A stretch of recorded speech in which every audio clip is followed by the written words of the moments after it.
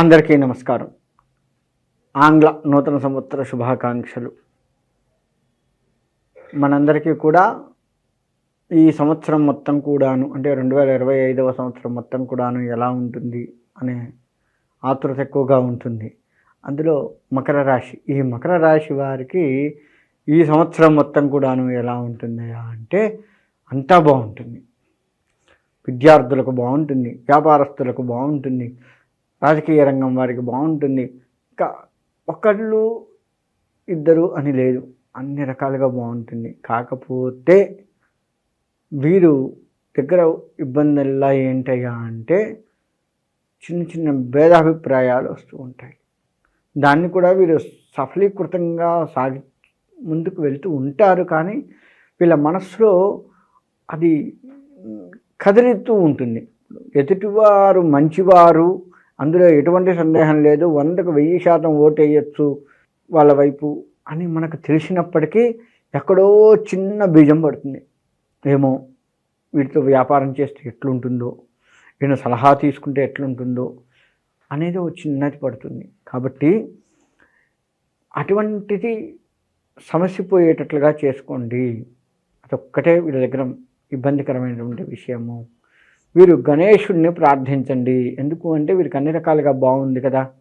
గణేశుడి యొక్క ప్రార్థన వల్ల వీరు వ్యాపారాలు కొత్తవి ప్రారంభించినా, కొత్త కొత్త విషయాల్ని సేకరించాల్సి వచ్చినా, కొత్త కొత్త కోర్సుల్లో చదవాల్సి వచ్చినా, కొత్త కొత్త ఉద్యోగాల్లో మార్పులు చేరాల్సి వచ్చినా గణేశుడి యొక్క అనుగ్రహం తప్పనిసరి.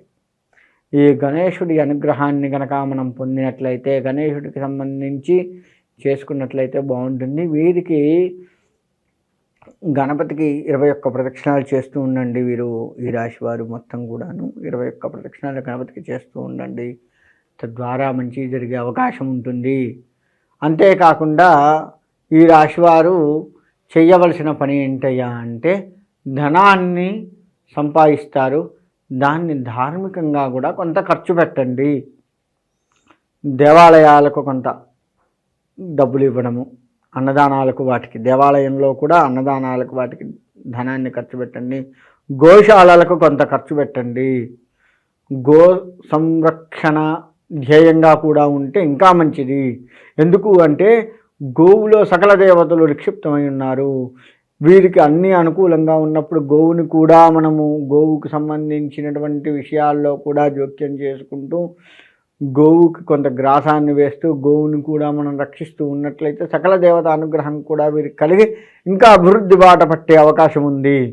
కాబట్టి గో సంరక్షణ వీరు ఎంత చేస్తే అంత మంచిది. సకల దేవత అనుగ్రహం వీరికి బాగా కలుగుతుంది. వీరు పిల్లల విషయంలోకి వస్తే జాగ్రత్త వహించడం మంచిది. పిల్లలు కొంత మానసికమైనటువంటి ఒత్తిడి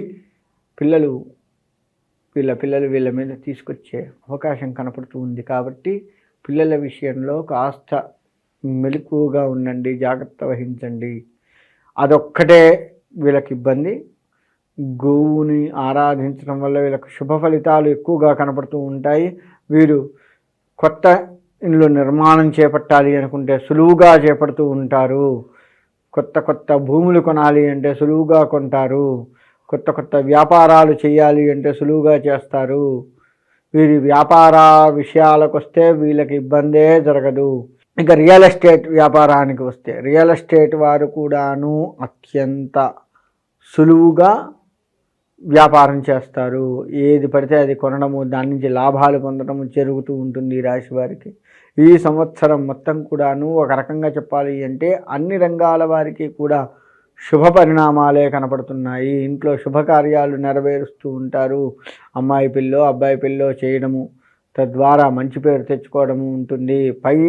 మీ పైన ఎవరైతే ఉన్నారో వారి విషయంలో కూడా వారు మంచి వాళ్ళురా, వారి అభిప్రాయాన్ని కనుక స్వీకరించినట్లయితే మనకు మంచి జరుగుతుంది అనేంత గొప్ప స్థాయిలో ఉంటారు.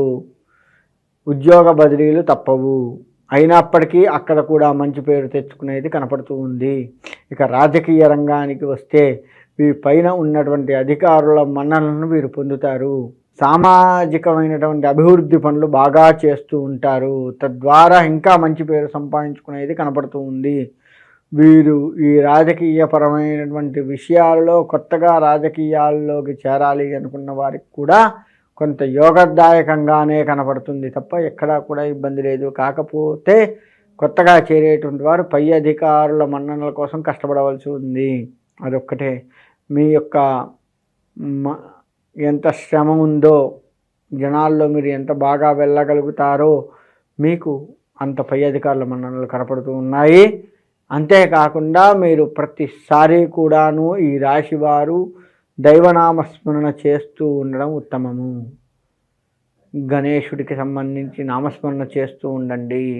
శుక్రుడికి సంబంధించి పరిహారాలు చేసుకోండి. శుక్రుడు సర్వజన వశీకరణగా ఉంటాడు.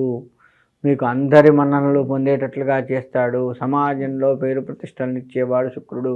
భార్యాభర్తల మధ్య సఖ్యతలు ఇచ్చేటువంటి వాడు శుక్రుడు.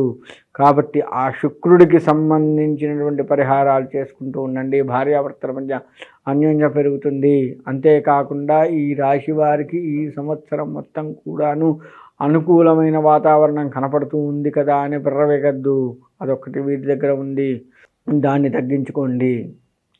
ఇక వీరు చేయవలసిన పని ఏంటయ్యా అంటే ప్రతి వారితో సఖ్యంగా ఉంటూ ప్రతి వారి సలహాలు కూడా తీసుకోవాలి. ప్రతి వారి సలహాలు కూడా తీసుకున్నట్లయితే అందులో కూడా మీరు దాన్ని ఫిల్టర్ చేయాలి.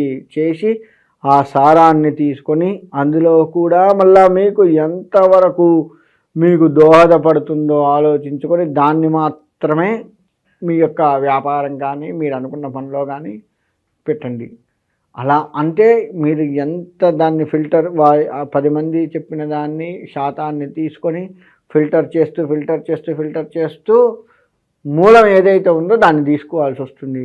అదొక్కటి వీరి దగ్గర ఉంది, అది చేసుకుంటూ ఉండండి. భార్యాభర్తల సలహాలు, భర్త ఏదైనా వ్యాపారం మొదలుపెట్టన్నా ఏదైనా పని చేయాలన్నా భార్య సలహాలు తీసుకోండి. భార్య కూడా ఈ రోజుల్లో ఆడవారు కూడా అనేక రకాల వ్యాపారాలతో ముందుకు వెళ్తూ ఉన్నటువంటి కాలము. వారు కూడాను తొందరపడకుండా భర్త సలహాలు తీసుకోండి. ఇలా ఒకరి సలహాలు ఒకరు తీసుకుంటూ మీ వ్యాపారాల్లో పురోభివృద్ధిని సాధిస్తారు. కాబట్టి ఆ విధంగా ఉంటూ గణేశుడిని ప్రతిసారి కూడా చెప్తూ ఉన్నాను, గణేశుడి ఆరాధన మీకే మంచిది.